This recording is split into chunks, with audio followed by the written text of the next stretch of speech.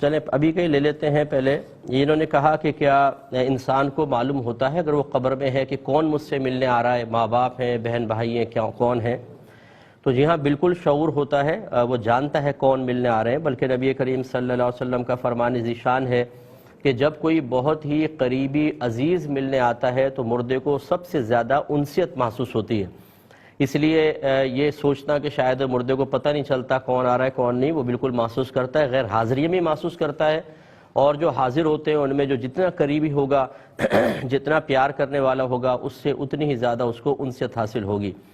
اب ہمارے یہاں بڑی عجیب و غریب صورتحال ہے. ماں باپ جو ہوتے ہیں وہ بیچارے قبروں کے اندر ہیں، اولادیں باہر رہ رہی ہیں. رسمی طور پہ جنازوں میں چہرہ دیکھنے کے لیے تو آنے کے لیے تیار ہوتے ہیں، آ کے اور اس کے بعد سال ہر سال پھر غائب رہتے ہیں. اس کے بعد ماں باپ تڑپتے رہیں قبروں میں، کبھی ان کی قبر کی زیارت کرنے کے لیے نہیں آتے ہیں. یہ ہمیشہ یاد رکھیے کہ جیسا انسان کرے گا مکافات عمل ہوتا ہے. پھر اپنی اولاد بھی پھر ایسے ہی کرے گی، قبر میں دفنا کر بھول جائے گی اور انسان قبر میں تڑپتا رہے گا. ایسا نہ ہو، ہماری کوئی دعا نہیں ہے خدا نخواستہ، لیکن ایک نتیجہ جو میں وہ آپ کو عرض کر رہا ہوں کہ بہت ہی بے حسی کا دور ہے کہ ہم نہ ایصال ثواب کرتے ہیں، نہ ثواب جاریہ، اور نہ قبر پہ آتے ہیں. اگر کوئی باہر سے آتا بھی ہے تو رشتہ داروں سے اتنا ملنا ہوتا ہے کہ قبر پہ جانے کا وقت ہی نہیں ملتا. جی وقت ہی نہیں ملا، بس حتیٰ کہ واپسی کی فلائٹ ہو گئی ہے. تو پھر یہی رویہ یاد رکھیے گا آپ کے ساتھ بھی عنقریب ہونے والا ہے. ایک یہ کہتے ہیں کہ قبر میں بعض اوقات چونٹے گھستے ہیں، آتے جاتے نظر آتے ہیں، تو کیا ان کو مار سکتے ہیں؟ اس کے بعد جواب دیتے ہیں ایک مختصر سے بریک کے بعد. بسم اللہ الرحمن الرحیم. ایک یہ کویسچن تھا کہ قبر میں بعض اوقات چونٹیاں یا چونٹے جاتے آتے نظر آتے ہیں تو کیا ان کو مارنا جائز ہے؟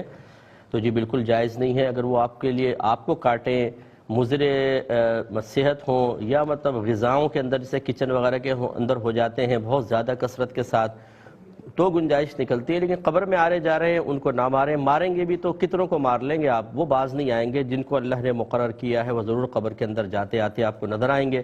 تو ہمارا مشورہ یہ ہوگا کہ نہ ماریں. ہر چیز، ہر جاندار چیز اللہ تبارک و تعالی کا ذکر کرتی ہے. ہم ایک جہت سے تو یہ دیکھ رہے ہیں کہ شاید یہ مردے کو کاٹیں گے یا تنگ کریں گے، لیکن دوسری جہت سے بھی دیکھیں جتنے چونٹے چونٹیاں ہوں گی یہ اللہ کا ذکر کریں گے، اللہ کا ذکر کرتے ہوں گے تو رحمت نازل ہوں گی. اس سے مردے کو بھی انشاءاللہ فائدہ پہنچے گا. جب ایک تر شاخ جو نبی کریم صلی اللہ علیہ وسلم نے قبر پہ گاڑی اور فرمایا کہ جو امید ہے جب تک یہ تر رہے گی ان کے عذاب میں تخفیف رہے گی، تو ایک تر چیز جس کو میڈیکل سائنس بھی کہتی ہے کہ وہ بے جان، اور ہماری شریعت بھی اس کو بے جان مانتی ہے، اسی لیے درخت کی تصویر بنانا جائز. لیکن پھر بھی میرے آقا صلی اللہ علیہ وسلم نے خبر دی کہ وہ شاخ ذکر الہی کرتی ہے تو جاندار چیز تو بدرجہ اولا کرے گی. اس لیے ایک جہت سے دیکھ کر ان کو نقصان نہ دیں، وہ اللہ کا ذکر کریں گے، اس سے انشاءاللہ مردوں کو فائدہ پہنچے گا. اگر ویڈیو اچھی لگی ہو تو اس کو دوسروں کے ساتھ ضرور شیئر کیجیے، اور ہاں ایسی ویڈیوز کے لیے چینل کو سبسکرائب کرنا مت بھولیں.